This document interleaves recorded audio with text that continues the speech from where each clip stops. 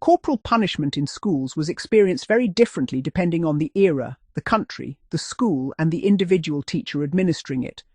For many pupils, anticipation and ritual were often as significant as the physical punishment itself. One former pupil recalled, "He told me to put my hands on his desk. He squeezed around the desk, it was a small room, behind me, and turned up my blazer at the back. There was a whir and a dull thud, and almost immediately a repeat of the same. It was uncomfortable rather than painful. I never saw his cane. In a way, I think I was a bit disappointed.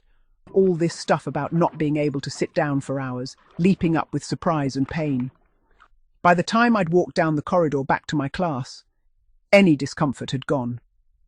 If anything, the application of the slipper to thin PE shorts was more painful. Experiences varied enormously. Much depended on the teacher, the type of cane or paddle used, what the pupil was wearing, and even the pupil's own build and pain tolerance. The same punishment administered by different teachers could feel entirely different.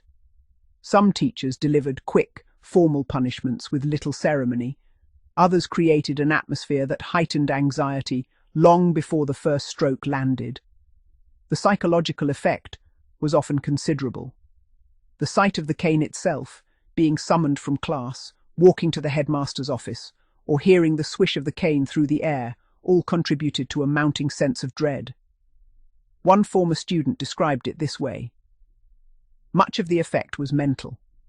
The existing anxiety increased on seeing the cane and being guided into the required posture, causing turmoil in the stomach and an inability to speak lucidly, as my mind was preoccupied with the immediate ordeal. The uniquely sinister sound of the cane zipping through the air and connecting very loudly is alarming, and the initial sting does increase in seconds. The truth was that it hurt more than I thought I had remembered. That was always the same shock. Afterwards, reactions also differed widely. Some pupils were deeply embarrassed by being punished publicly or semi-publicly, while others seemed to accept it as simply another part of school discipline. The physical after-effects could last from minutes to several days depending on severity. I left the room with stinging buttocks, but somehow feeling elated it was over.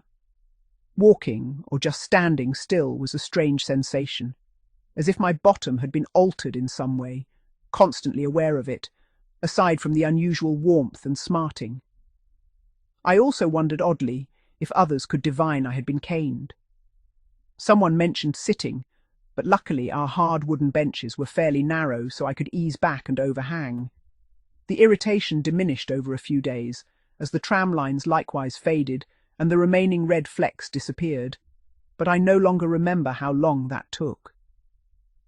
Many schools treated corporal punishment as a routine disciplinary measure rather than an extraordinary event. In Britain, caning and slippering remained common in many schools until the 1980s, while in parts of the United States paddling continued in some districts long afterward. In some American southern states, corporal punishment remained officially sanctioned well into the 21st century. One teacher, reflecting on disciplinary practices in senior high school, explained, "In high school, especially senior high, in states such as both the one in which I teach and my home state, it is necessary to paddle both young men and women with considerable force if paddling is going to be an effective lesson. However, the reaction of some students is disproportionate to the pain inflicted, and to me can only be explained by the entire ritual of the paddling." The teacher went on to describe a disciplinary incident involving misuse of a mobile phone. "For example, this week, and we are hardly back to school, I was asked to act as witness to a hallway paddling for misuse of a mobile phone.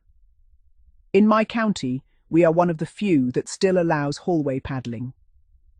One of our more attractive seniors had been covertly texting in a social studies period taken by our coach Samantha. Frankly, had it been a male teacher she might have got away with it, but not with Sam. That, plus a potty mouth, earned her 3 licks in the hallway. I was the next-door teacher, so was asked to witness the punishment. Sam used a good ash 1-inch thick paddle, and yes, she really blistered the girl's butt. But the reaction was as if murder was being committed. Sam added 2 swats for the refusal to stay down during the punishment and for the excess fuss caused. Accounts such as these demonstrate how corporal punishment often relied as much on authority, humiliation, anticipation, and ceremony as on physical pain itself. The emotional memory frequently remained vivid decades later, even when the physical pain had long faded. There were also pupils who seemed to receive corporal punishment repeatedly. These were often not malicious children, but energetic and impulsive boys who enjoyed testing boundaries. I too have thought about those who were repeatedly caned. Typically, they were fairly high-spirited lads who enjoyed a prank. These days they might be described as hyperactive, though I might prefer the word mischievous. I don't think they lacked intelligence, but they tended not to be the top students. Even so, their lively characters gave them some status in the class.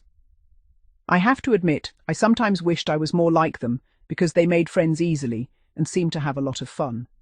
However, they were not very good at reading the warning signs when liveliness crossed the line into unruliness, and as a result, often ended up in the headmaster's study. For them, it was one of the risks they were prepared to take. They didn't enjoy being caned, but they didn't fret about it.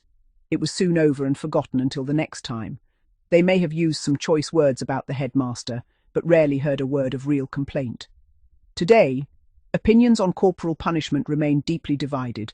Critics argue that it fostered fear, humiliation, and resentment, while defenders often claim it maintained discipline and order in difficult educational environments. Regardless of viewpoint, first-hand recollections reveal that the experience was rarely forgotten. For many former pupils, the memory of waiting outside the office, hearing the canes swish through the air, or returning quietly to class afterwards, remains extraordinarily vivid decades later.